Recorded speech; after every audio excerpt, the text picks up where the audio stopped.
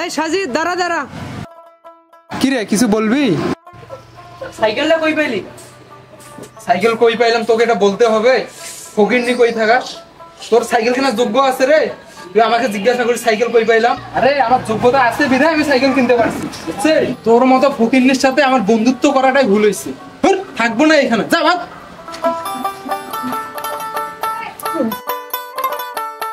কিরে দোস্ত, কি অবস্থা?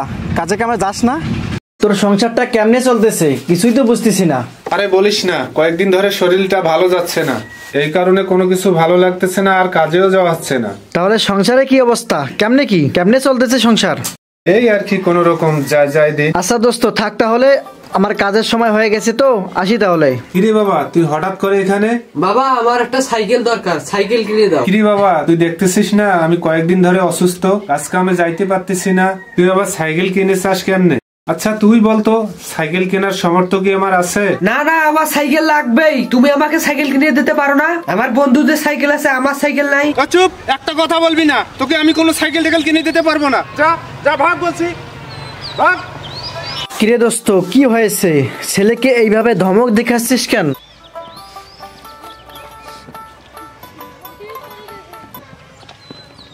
আরে দোস্ত আর বলিস না, এমনিতে কাজ কাম নাই, তাতে আবার ধরছে সাইকেলের বায়না। ও আচ্ছা এই কথা, তুই আমাকে আগে বলবি না? তুই জানিস না আমার যমজ ভাই ব্যাংকে চাকরি করে? আমাকে বললেই তো আমার ভাইকে বলে তোকে কিছু টাকা নিয়ে দিতাম। আচ্ছা তুই চিন্তা করিস না, আমার ভাইকে বলে তোকে কিছু টাকা নিয়ে দেওয়ার ব্যবস্থা করতেছি। ও আচ্ছা ঠিক আছে। আচ্ছা দোস্ত থাক তাহলে।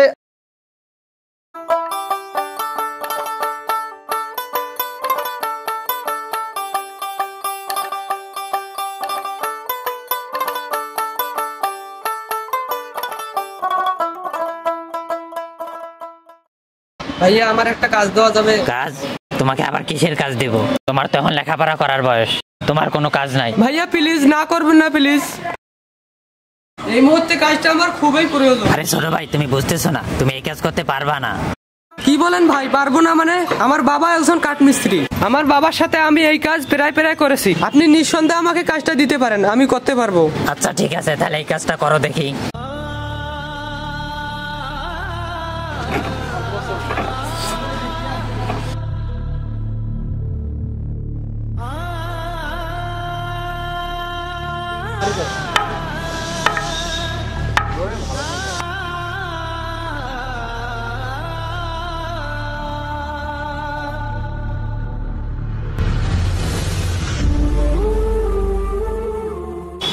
মারুক এদিকে আসো, এদিকে আসো। জি ভাই বলেন। এই নাও তোমার 2 মাসের ইনকাম। আমার ব্যবসা তো এখন ভালো চলতেছে না, তা আজকে তুমি যাও, আমি ডাকলে তুমি আবার আসিও।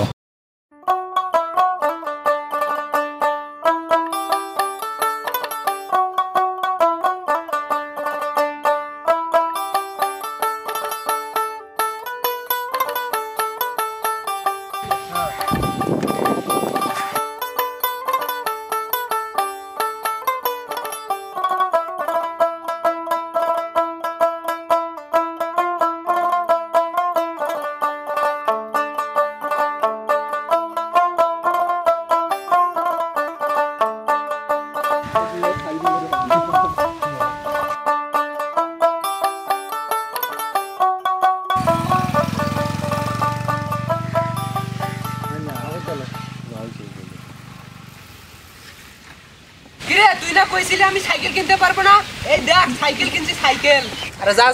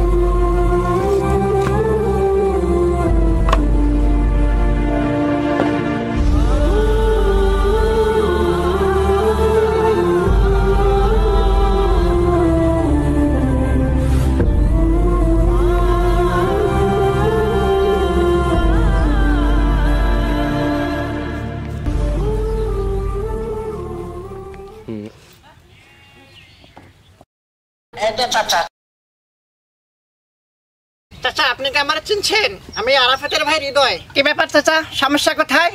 আপনি 1 মাসের কথা বলে টাকা নিলেন আমার কাছ থেকে, এখন তো 2 মাস হয়ে যাইতেছে, তারপর আপনি আমাকে টাকা দিচ্ছেন না কেন?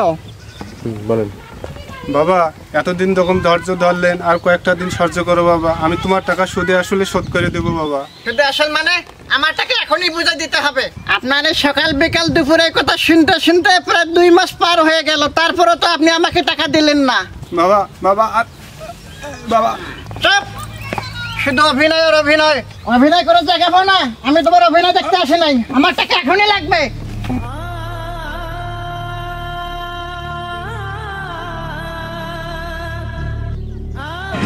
মারুফ ভাই, মারুফ ভাই, মারুফ ভাই, মারুফ ভাই,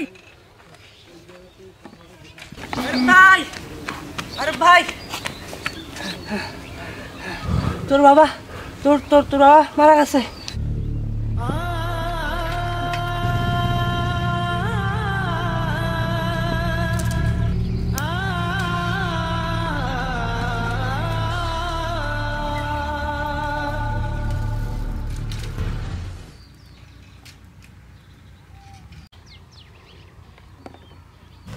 বাবা,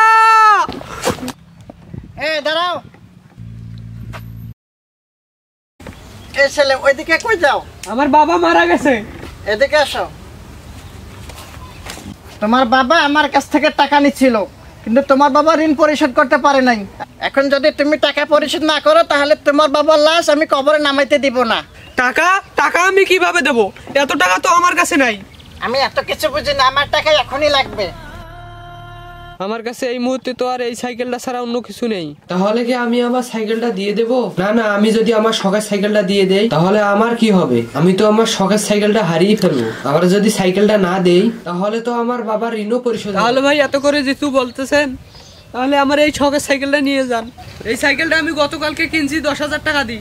আপনি তো 10,000 টাকা পান, এই সাইকেলটা নিয়ে যান। দয়া করে আমার বাবাকে দাফন কাফন করতে দেন। আঙ্কেল দয়া করেন, প্লিজ দয়া করেন। এই সাইকেলটাকে আমি নিব। আদৌ কি এই সাইকেলটা 10,000 টাকা হবে? আচ্ছা ঠিক আছে, আমি নিয়ে যাই। আচ্ছা ঠিক আছে, তোমার বাবার দাফন কাফন করো, যা।